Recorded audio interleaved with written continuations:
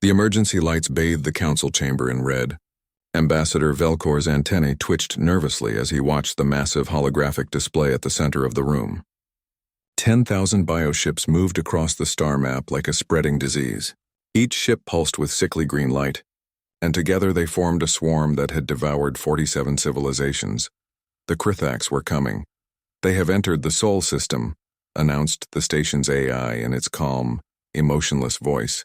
Current trajectory indicates Earth as primary target. Estimated time to planetary contact, 72 hours. The council chamber erupted in worried chatter. Representatives from hundreds of worlds spoke in dozens of languages. But the translation implants made everything clear. Fear. That was the universal language being spoken today. General Thane rose from his seat, his scales catching the red emergency lighting. The old warrior had seen countless battles, survived 3 galactic wars, and wore the scars to prove it. He manipulated the hologram with practiced ease, zooming in on Earth. The human homeworld, he rumbled, his voice carrying across the chamber. Population 8 billion. Military capacity minimal by galactic standards. They achieved faster-than-light travel only 20 years ago. Their ships are slow, their weapons primitive. They have no plasma shields, no graviton cannons, no antimatter missiles. Velkor stood, his translator rendering his clicking speech into something the others could understand. Then we must evacuate them. We have 72 hours. We can save millions, perhaps, and bring the swarm down on our own worlds, interrupted Council Member Zaxtor, her crystalline body refracting the light into angry patterns. The Krithaks follow prey. If we take the humans, they will track them to our planets. 47 civilizations have fallen to them. 47! We barely stopped them at the Battle of Kepler 442b, and that cost us 3 entire fleets. The chamber fell silent. Everyone remembered that battle. The swarm had lost that day, but the Council's casualties had been catastrophic. It had taken 50 years to rebuild their military strength. The humans made contact with us only 5 years ago, said another representative, a floating jellyfish-like creature from the depths of Aquaria Prime. They seemed friendly enough, eager to trade, eager to learn. But they are infants on the galactic stage. They don't understand what's coming for them. General Thane pulled up Earth's defensive capabilities on the display. The list was short and unimpressive. A few dozen orbital platforms, several hundred spacecraft, most designed for cargo rather than combat. Ground-based missile systems that would be useless against bioship armor. Nuclear weapons that the humans hadn't even used in over a century. Their largest warship carries what they call railguns. Thane continued, unable to keep the pity from his voice. Kinetic weapons. They shoot metal slugs using magnetic acceleration. These weapons would take hours to pierce even basic swarm armor. Velkor's antennae drooped. He had met several humans during diplomatic missions. They were clever, creative, and had a strange sense of humor that often confused translators. Ambassador Chen had once told him a joke about a chicken crossing a road, and Velkor still didn't understand it. But he had liked the humans. They reminded him of his own people before they had reached the stars, full of hope and curiosity. We must at least warn them, Velkor insisted. Tell them what is coming. Give them a chance to prepare. They already know, said Zaxtor coldly. They detected the swarm's approach 3 days ago. Their primitive radio telescopes may be outdated, but they're not blind. As if summoned by the conversation, the main view screen flickered to life. A human face appeared, transmitted via quantum link from Earth. Ambassador Chen looked tired. Dark circles under her eyes suggested she hadn't slept in days. Behind her, other humans rushed back and forth carrying data tablets and shouting orders. Honorable Council members, Chen said, her voice steady despite obvious exhaustion. We are aware of the approaching threat. We formally request military assistance under the Mutual Defense Clause of the Galactic Treaty. The Council chamber erupted again. Some representatives shouted support. Most voiced opposition. The noise grew so loud that the Council speaker had to activate the sonic dampeners. Ambassador Chen, the speaker said once order was restored. The Council sympathizes with your situation. However, the Krithak swarm presents an existential threat to all galactic civilization. We have calculated that direct intervention would result in unacceptable casualties to Council forces. Furthermore, any ships we send to Earth would simply draw the swarm toward other inhabited worlds once Earth falls. Chen's jaw tightened. Once Earth falls, you've already decided we're going to lose? General Thane stood again. Despite his warrior's heart, he had to be honest. Ambassador, I have reviewed your defensive capabilities. I have studied your military history. Your species has impressive courage and adaptability, but courage alone will not stop the swarm. They have consumed civilizations far more advanced than yours, species with weapons that could crack planets, empires with fleets that numbered in the millions. All of them fell? How long do we have? Chen asked quietly. 72 hours until they reach your outer atmosphere. After that, complete planetary consumption typically takes between 4 and 6 days. I'm sorry. Chen was silent for a long moment. Behind her, the frantic activity continued. Someone shouted something about evacuation protocols. Another voice mentioned mobilizing reserves. The council will vote on your request for aid, the speaker announced. However, I must inform you that preliminary polls suggest the vote will not pass. The risk to council members is too great. The vote took only 15 minutes. The results appeared on the main display in harsh, cold numbers. 847 against, 3 in favor. Velcor had been one of the 3. Chen stared at the numbers. Her face showed no emotion, but her hands gripped the edge of her desk until her knuckles turned white. I see, she said finally. Then we are on our own. We will remember your species, Velcor said, his voice breaking slightly. We will ensure that humanity is not forgotten. Your art, your music, your history, we will preserve it all. Chen's expression shifted. For just a moment, Velcor saw something in her eyes that made his skin crawl. It wasn't fear. It wasn't despair. It was something else entirely. Something cold and hard and ancient. That won't be necessary, Chen said. We'll handle it ourselves. Ambassador, General Thane said gently. I know this is difficult to accept, but, General, with all due respect, you don't know anything about us. Chen's voice was sharp now, cutting through the patronizing tone like a knife. You've known us for 5 years. You've seen our trading ships and our diplomats. You've read our sanitized history files and watched our entertainment broadcasts. You think you understand humanity? She leaned closer to the camera. You're about to get an education. The transmission cut off. The council chamber fell into uncomfortable silence. Velcor slumped in his seat, grief washing over him. In 3 days, Earth would be gone. 8 billion souls erased from the universe, and the council had voted to let it happen. General Thane returned to his station and pulled up the long-range scanners. The swarm was already past Jupiter, moving fast. Their bioships pulsed with hunger. They had detected the rich biomass of Earth, and nothing would stop them now. May the void take them gently, Thane whispered, offering the old warrior's prayer for the doomed. But somewhere in the back of his mind, a small voice wondered about the look in Ambassador Chen's eyes, about her final words, about the cold certainty in her voice when she said they would handle it themselves. He pushed the thought aside. Humans were brave, but bravery wouldn't stop the swarm. Nothing ever had. The countdown began. 72 hours until extinction, or so they thought. The council's observation team watched their screens in silence. 60 hours had passed since the vote. The swarm had reached Mars, and the human colonies on the red planet were evacuating. Ships fled toward Earth in a panicked stream, exactly as expected. Species always ran home when death came knocking. Standard panic response, noted Dr. Kixnell, the council's xenopsychology expert. Her 4 eyes tracked the evacuation ships with professional detachment. They seek comfort in numbers during their final hours. Typical herd behavior. Velcor said nothing. He had spent the last 2 days in the observation room, unable to look away. He owed the humans that much. Someone should witness their end. The swarm's forward scouts separated from the main fleet, racing ahead like eager predators. These smaller bioships were fast and vicious, designed to spread terror and chaos before the main force arrived.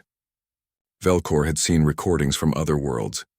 The scouts usually encountered no resistance at all. Most species were too shocked to fight back. The scouts entered Earth's atmosphere over the Pacific Ocean, 20 of them, each the size of a small building, covered in chitinous armor that could withstand anything short of antimatter weapons. Here it comes, General Thane said quietly. He had joined the observation team, though he claimed it was just professional interest. Velcor suspected the old warrior felt guilty, just like he did. The first scout descended toward Los Angeles. Population 12 million. It would be a slaughter. Then something unexpected happened. The sky above Los Angeles exploded with light. Thousands of streaks rose to meet the scout. A coordinated barrage that came from hundreds of different points across the city. Missiles, railgun rounds, energy weapons, all firing in perfect synchronization. The scout's armor, designed to withstand plasma cannons, cracked under the sheer volume of kinetic impacts. What? Dr. Kixnell leaned forward, her eyes widening. How tight? The scout crashed into the Pacific Ocean, its hull breached in a dozen places. Biometric readings showed it was already dead. But there were 19 more scouts, and the sky was still full of fire. New York, London, Tokyo, Mumbai, São Paulo, every major city on Earth erupted with defensive fire. Velcor watched in disbelief as humanity's primitive weapons tore through the scouts with brutal efficiency. These weren't desperate, uncoordinated attacks. This was a network, a web of interlocking fire zones that left no gap, no safe approach vector. They weaponized their entire infrastructure, Thane breathed, his tactical mind rapidly analyzing what he was seeing. Every building, every platform, every vehicle. They turned their whole planet into a fortress. 15 scouts down, 17, 19, 1. Scouts survived long enough to transmit a distress signal back to the main swarm. The signal was mostly pheromone-based, but the Council's translators caught the emotional content. Confusion, pain, and something the Krethax had never experienced before. Fear. The main swarm paused at the edge of Earth's atmosphere, processing this new information. Prey wasn't supposed to fight back. Not like this. The swarm's collective intelligence analyzed the threat and adapted. If the humans had fortified their land, the swarm would attack from the sea. Bioships descended toward the oceans, planning to deploy their spores beneath the waves. Once the spores took root, they would transform Earth's water into a feeding pool for the swarm. The oceans were always the weakest point in planetary defense. Most species focused their weapons on land. Most species weren't human. The first bioship to touch the Atlantic Ocean encountered a submarine, then another, then 50 more. Nuclear-powered attack submarines, their torpedoes upgraded with armor-piercing warheads. The ocean erupted as hundreds of underwater platforms activated, firing weapons that shouldn't exist. Cavitation torpedoes that traveled in bubbles of vacuum, electromagnetic pulse mines, experimental sonic weapons that vibrated bioship hulls apart at the molecular level. They militarized their oceans, Velcor whispered. Who militarizes their oceans? Aircraft carriers launched jets armed with anti-ship missiles. Destroyers fired railgun salvos. Even civilian cargo ships revealed hidden weapon pods. The swarm's bioships found themselves in a three-dimensional battlefield, where every angle was covered by overlapping fields of fire. Dr. Kixnell pulled up Earth's history files, her fingers shaking as she scrolled through the data. Their species achieved industrial revolution only 300 years ago. They should still be learning to cooperate, still figuring out peace and unity. Every species goes through a peaceful period before reaching the stars. Look at their timeline, Thane said, his voice grim. He highlighted sections of human history. 1914 to 1918 World War I, 20 million dead.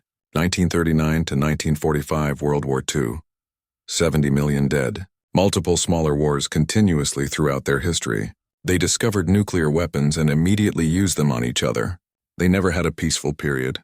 They went from global warfare to space travel in less than a century. That's impossible, Dr. Kixnell insisted.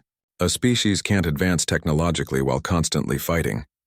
War consumes resources, destroys innovation, sets back development. Unless war is the innovation, Velcor said quietly. Look at their technology. Almost everything they've invented has military applications. Rocket engines, designed for missiles. Nuclear power, from atomic bombs.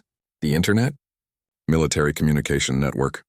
Even their medical advances come from treating battlefield injuries. On the screens, the swarm continued to take devastating losses. They had committed a third of their fleet to Earth's oceans expecting easy victory. Instead, they found a nightmare. The humans fought like they had been preparing for this exact battle their entire history, because they had. The swarm pulled back from the oceans, regrouping. They had lost over 4,000 bioships. This had never happened before. Not in 200 years of conquest. The Krethax collective mind adjusted its strategy. If the humans wanted to fight on the surface, the swarm would deny them that option. The remaining bioships moved into high orbit and began bombardment. Drop rocks from space, burn the cities, crack the continents, turn the planet into a lifeless cinder, then consume the ash. Massive chunks of biomatter, each weighing thousands of tons, detached from the ships and began falling toward Earth. These living missiles would hit with the force of nuclear weapons, and there were hundreds of them. "It's over," Dr. Kicksnall said. "They can't stop an orbital bombardment. No one can." But then the moon lit up. Craters that the Council had catalogued as natural geological formations opened like blooming flowers. Inside were weapons. Massive magnetic accelerator cannons that made human railguns look like toys. They fired in sequence, a rhythm of destruction that turned the falling biomatter into dust before it could reach the atmosphere. They weaponized their moon, Thane said, and this time there was something in his voice that might have been respect or fear. They put mass drivers on their moon. How long ago? How long have they been preparing? Velcor checked the files. The humans reached their moon 56 years ago, their Apollo 11 mission in 1969. They've been militarizing space for over half a century, Thane realized. While they were smiling and shaking our hands, they were building weapons. More surprises followed.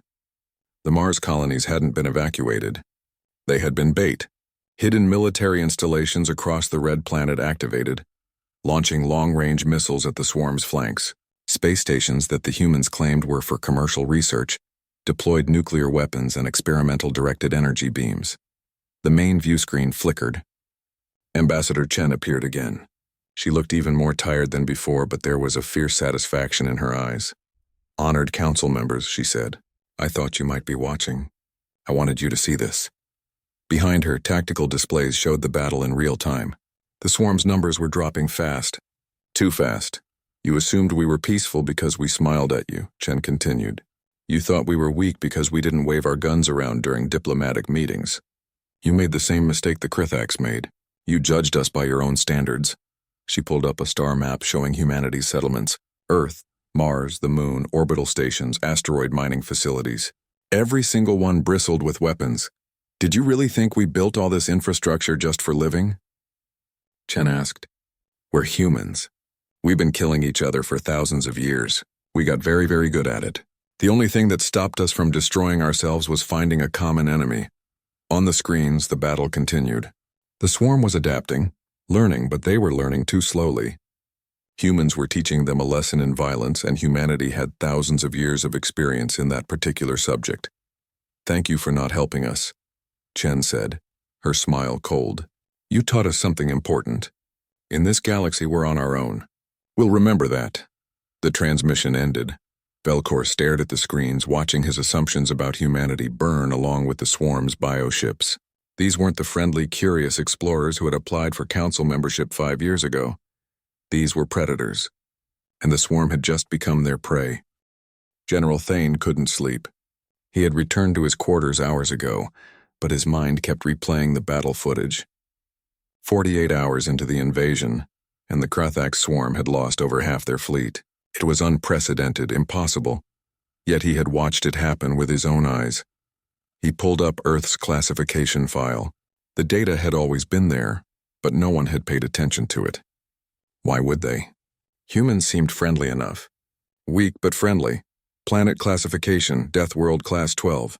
Thane felt his blood run cold. He had fought on a Class 4 Death World once during his military training. The gravity had been crushing, the wildlife hostile, the diseases deadly. He had barely survived the 2-week exercise, and that had been with full combat armor and advanced medical support. Class 12 was beyond anything he had experienced. He opened the detailed report, and the data made him want to close it again. Earth's gravity was actually on the higher end of habitable planets.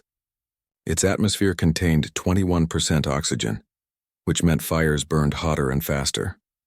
The planet experienced regular geological disasters: earthquakes, volcanoes, tsunamis. Its weather patterns were violent and unpredictable. Hurricanes, tornadoes, blizzards, and the wildlife. By all the stars, the wildlife. Thane scrolled through the list of Earth's predators: lions, tigers, bears, crocodiles, sharks, wolves, eagles, venomous snakes, and spiders. Humanity had evolved alongside creatures that could kill them in dozens of different ways. They hadn't been the fastest or the strongest or the most venomous. They had simply been the most stubborn, the most adaptable, the most willing to use tools and tactics to overcome their natural disadvantages. A message appeared on his screen. Velkor's personal code. You're looking at the Death World report too, aren't you? The message read. Thane replied, How did we miss this? We didn't miss it. We ignored it. Most Council species evolved on Class 2 or Class 3 worlds. We assumed everyone else did too. Another message. I'm compiling a full analysis. You need to see this. Coming to your quarters. Velkor arrived 10 minutes later carrying a data tablet and looking like he hadn't slept either. His antennae were drooping and his exoskeleton had lost its usual sheen. He set the tablet on Thane's desk and activated the holographic display.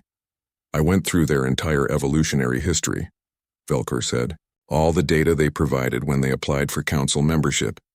We filed it away and never really looked at it. I wish we had. The hologram showed Earth's timeline stretching back millions of years. Velkor highlighted different periods, 6 major extinction events. The planet tried to kill them 6 times. Ice ages, asteroid impacts, volcanic eruptions that blocked out the sun for years.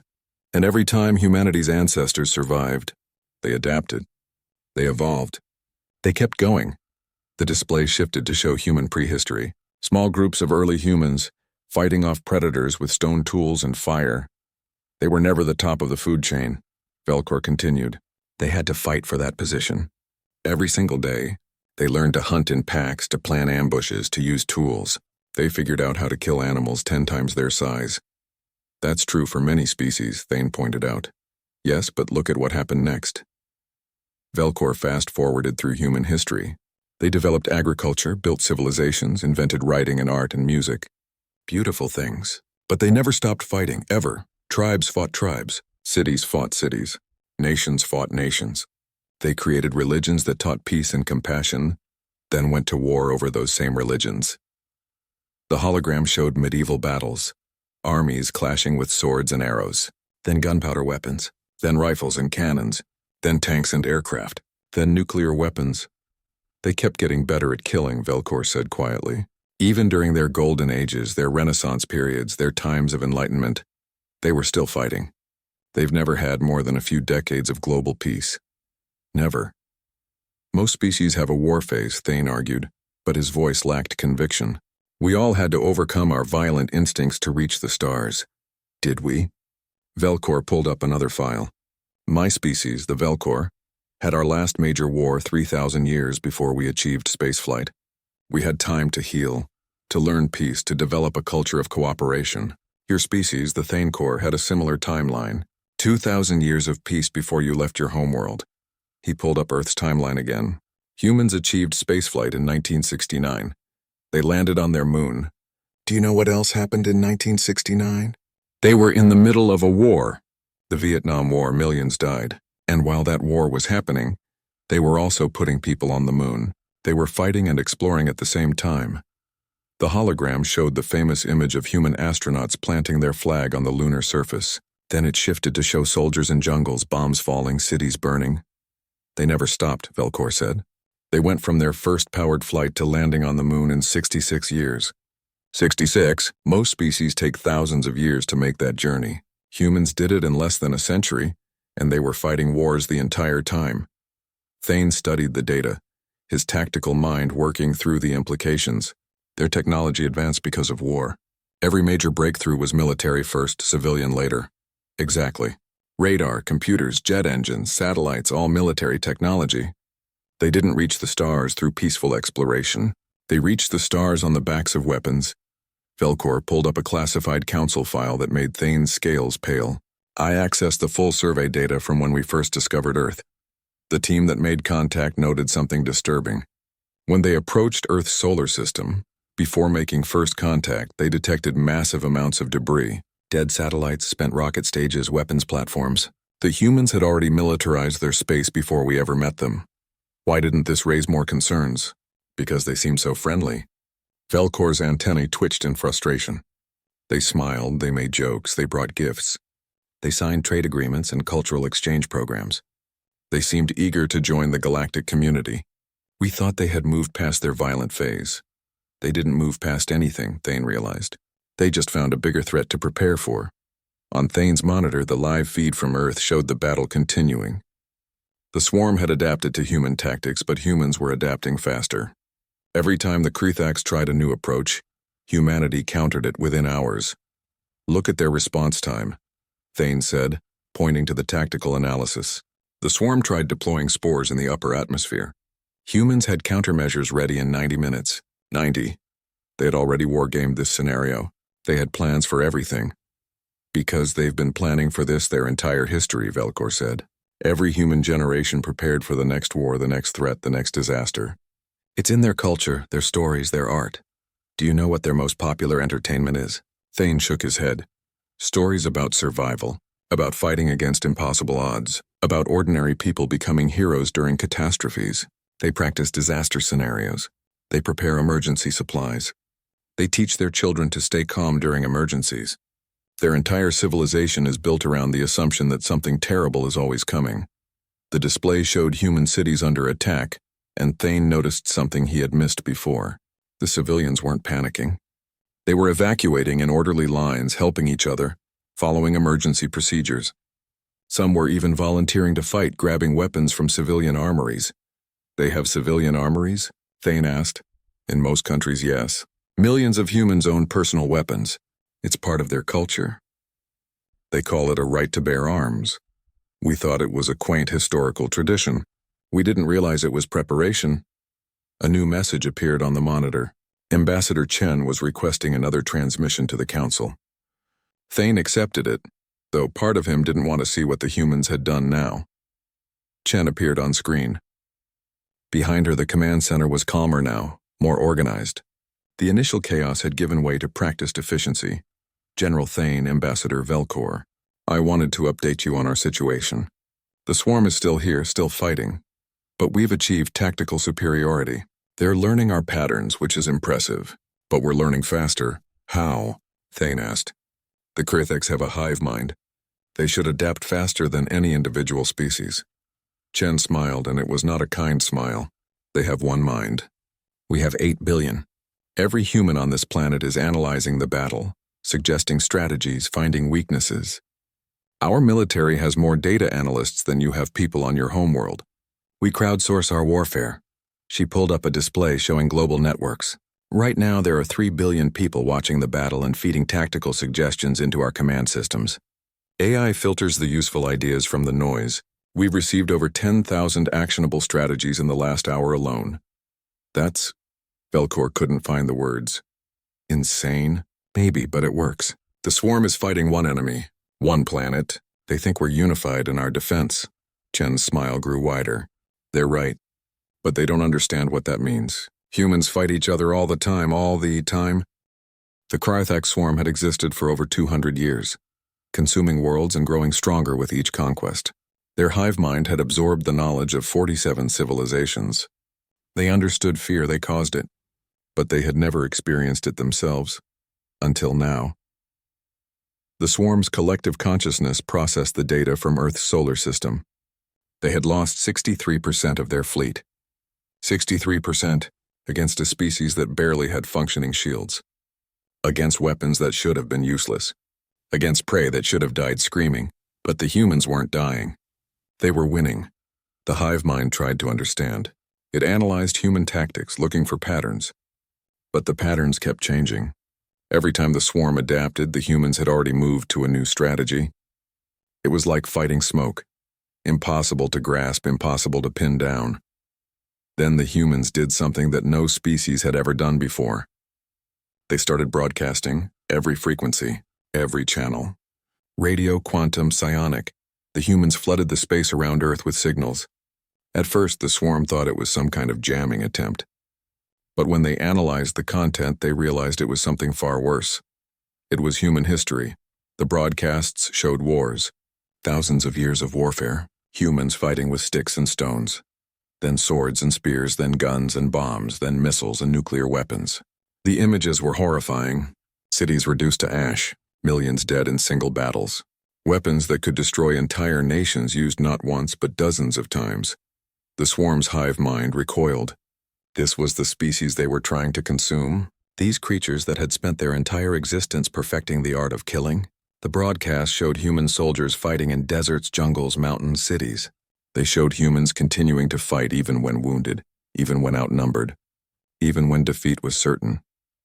One video showed something called the Battle of Thermopylae, where 300 humans had held off an army of hundreds of thousands for 3 days. Another showed the siege of Stalingrad, where humans had fought over a single city for months, turning every building into a fortress, every street into a killing ground. The city had been destroyed, millions had died, but neither side had surrendered. The swarm's collective intelligence, designed to process tactical data, found itself processing something it couldn't understand: human determination. These creatures fought not just to survive, but to win. They fought for ideas, for honor, for revenge, for sport. They made war into an art form. More broadcasts followed. Human entertainment, something called movies. The swarm watched in horror as humans depicted their own violence for recreation. Action films showing impossible heroics, war movies glorifying sacrifice. Science fiction films where humans fought and defeated alien invasions. Hundreds of alien invasions. The humans had been imagining and preparing for this scenario for decades. One human film showed a character saying, "They can kill us, but they'll never take our freedom." The crowd in the movie cheered. The swarm didn't understand. Freedom was an abstract concept. Why die for it? Why not just submit and survive? But humans didn't think that way. On Earth's surface, the battle had evolved into something new. The swarm had managed to land several thousand warrior forms in rural areas, hoping to avoid the concentrated defenses of human cities. The warriors were each 3 meters tall, covered in bioarmor, armed with acid sprayers and razor-sharp claws. They had torn through the defenses of dozens of other species with ease. They encountered their first human resistance.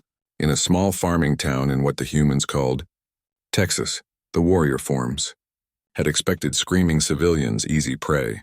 Instead, they found armed resistance. The humans came out of their houses with rifles, shotguns, and improvised weapons. They fought from behind cover, coordinated their fire, and refused to retreat even when the warriors killed their neighbors. "Remember the Alamo," one human shouted before charging a warrior form with nothing but a chainsaw. The warrior forms killed dozens of humans, but they died too. Killed by farmers and shopkeepers and teachers who had never seen military service, but knew how to fight anyway. Because fighting was what humans did. In the cities, the ground battle was even worse for the swarm. Every building was a fortress. Every street was a trap. Humans had turned their urban environments into 3-dimensional battlegrounds where they held every advantage. They knew the terrain. They had prepared defenses. They had weapons hidden everywhere. Swarm warriors encountered something they had never seen before: improvised explosives. Humans were turning household chemicals into bombs. They were building traps using car parts and construction equipment. They were weaponizing everything. One group of humans in Tokyo had modified industrial construction robots to fight the swarm's warriors. Another group in Moscow had released attack dogs, large, aggressive canines that had been specifically bred and trained to fight. The dogs worked in packs just like their owners, harassing and confusing the warrior forms. In Australia, the humans had done something that made the swarm's hive mind question its understanding of reality. They had released their native wildlife into the battle zones. Creatures called cassowaries and saltwater crocodiles attacked both the swarm and anything else that moved. The humans had weaponized their own dangerous animals. "Your planet tries to kill you naturally," one swarm warrior managed to transmit before dying. "How did you survive long enough to evolve intelligence?" A human response came back: "By being meaner than everything trying to kill us." The swarm's hive mind began to fracture. Doubt crept into the collective consciousness. This wasn't how conquest worked. Prey didn't fight like this. Prey didn't enjoy fighting. But these humans, they were smiling in the battle footage. Some were laughing. They were treating this as some kind of test, some kind of sport. In orbit, the situation was just as bad. Human spacecraft had begun hunting the swarm's bioships, not just military vessels, but civilian ones too. Cargo ships modified with weapons, mining vessels using their industrial lasers, even pleasure craft that had been armed with missiles. It seemed like every single human who owned a spacecraft had decided to join the fight. One civilian vessel, a small mining ship called the Rocinante, had somehow managed to destroy 3 bioships using nothing but its cargo manipulator and a lot of creativity. The pilot had broadcast the entire fight, narrating it like it was entertainment. And that's how you take out a biocruiser with a cargo claw and 50 tons of iron ore, the pilot had shouted. Don't try this at home, kids. Actually, you know what? Do try this at home. Kill some aliens! The swarm realized, too late, that humans didn't separate civilian and military the way other species did. Every human was a potential soldier. Every human had been raised in a culture that celebrated warriors and prepared for catastrophes. Then the humans deployed their psychological warfare in full force. They hacked into the swarm's communication frequencies and started broadcasting messages directly into the hive mind. The messages were simple but devastating. You came to the wrong planet. We've been waiting for you. We're going to find your homeworld. That last message made the entire swarm pause. Find their homeworld? How? But then the swarm realized that the humans had been studying them. Every time a bioship was destroyed, humans had recovered the wreckage. They were learning about swarm biology, swarm communication, swarm organization. The humans were preparing to take the fight to them. The Krithak's collective consciousness made a decision that it had never made before. It decided to retreat. The hive mind calculated that it could escape with 30% of its original fleet. That was enough to rebuild, enough to survive. They would leave Earth alone, find easier prey, recover their strength. But the humans didn't let them retreat. As the swarm's bioships began to pull back from Earth, human forces pursued them. Military vessels, armed civilian craft, even hastily modified shuttles, all of them chased the fleeing swarm. The humans had tasted victory, and they weren't going to let it go. Where do you think you're going? Ambassador Chen's voice echoed across all frequencies. You came here to destroy us. Now you want to leave? Too late. We don't do half measures.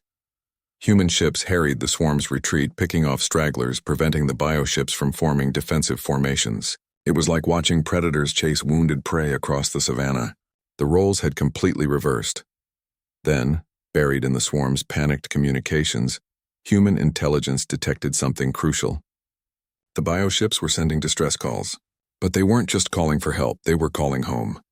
Triangulating the signal was easy. The humans found the coordinates of the swarm's world ship, the massive vessel that served as the hive's mobile base, housing the queen and the core of the swarm's collective intelligence. Got you, Chen said. The swarm's hive mind, for the first time in its existence, felt true terror. These humans, these violent, stubborn, relentless predators from their Class 12 death world, they weren't going to stop. They were going to find the queen. They were going to attack the heart of the swarm. And from what the swarm had learned about humans, there was only one word that adequately described what would happen next. Overkill. The council observation team watched in stunned silence as human forces, flush with victory, began organizing an offensive fleet. The council chamber was completely silent. Every representative watched the main display, unable to look away from what was happening in the depths of space. 3 human assault teams were boarding the Krethak's world ship, and the footage being transmitted was beyond anything they had imagined possible. The world ship was enormous, a biomechanical construct the size of a small moon. Its interior was designed to be hostile to any non-Krithak's life. The atmosphere was corrosive. The temperature was extreme. The organic walls secreted toxins. Defensive organisms patrolled the corridors like white blood cells attacking an infection. The humans went in anyway. Strike Team Alpha breached the hull using shaped charges that cut through bioarmor like it was paper. They wore sealed combat suits with independent oxygen supplies, armed with weapons that looked both familiar and terrifyingly advanced. Flamethrowers for the organic defenses, shotguns loaded with acid-resistant slugs, plasma cutters for the sealed doors. They're actually doing it, Velcor whispered, watching the helmet camera feeds. They're fighting through a world ship. The swarm's defensive organisms attacked immediately. Creatures that were part plant, part animal, part weapon.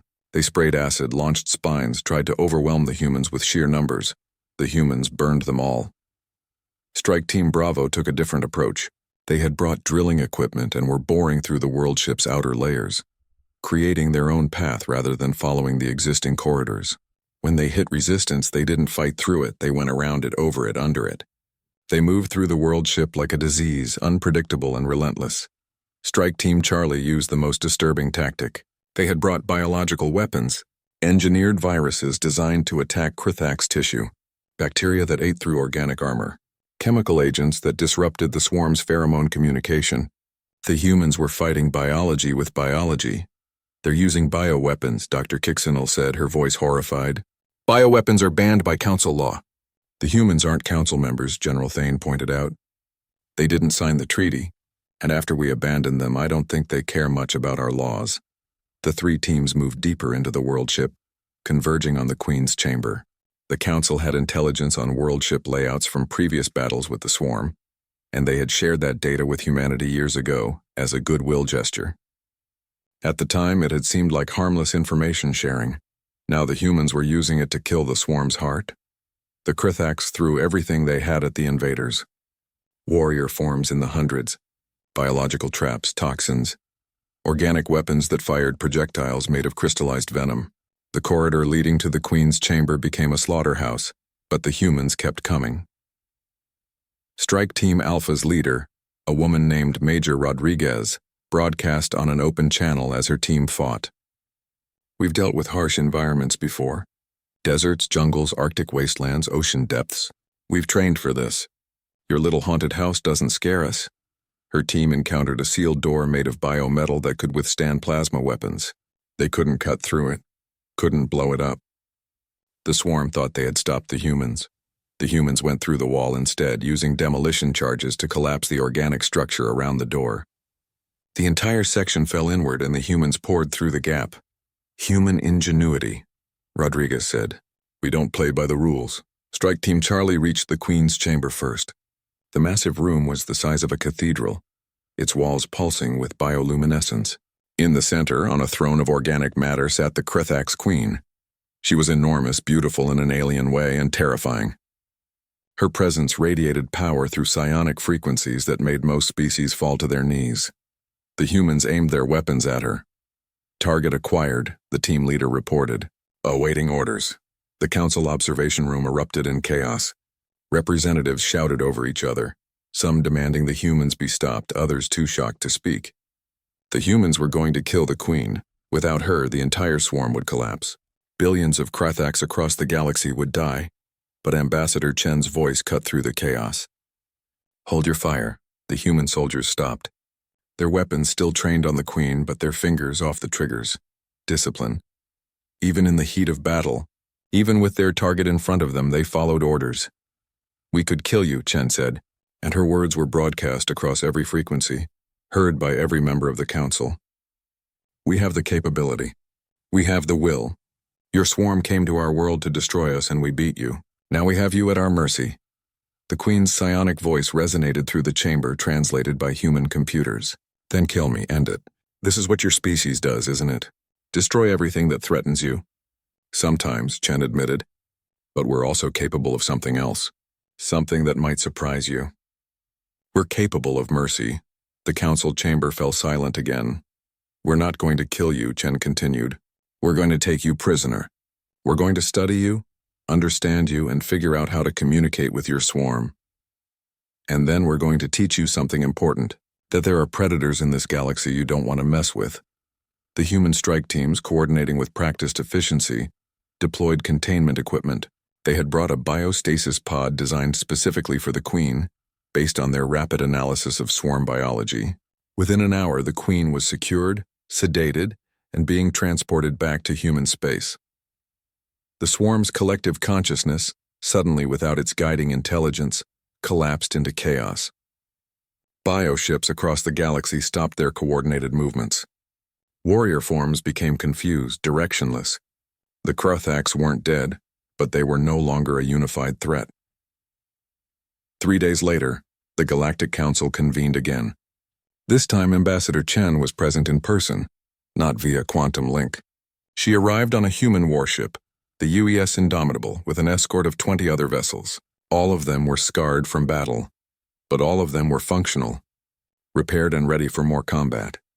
Chen entered the council chamber in her formal diplomatic attire, but everyone in the room could see the warrior underneath the civilian clothes. She walked like a soldier, moved like someone who had been in combat, and her eyes held no fear. Behind her, human soldiers wheeled in a containment unit. Inside, the Krarthak's queen hung in biostasis, alive but dormant.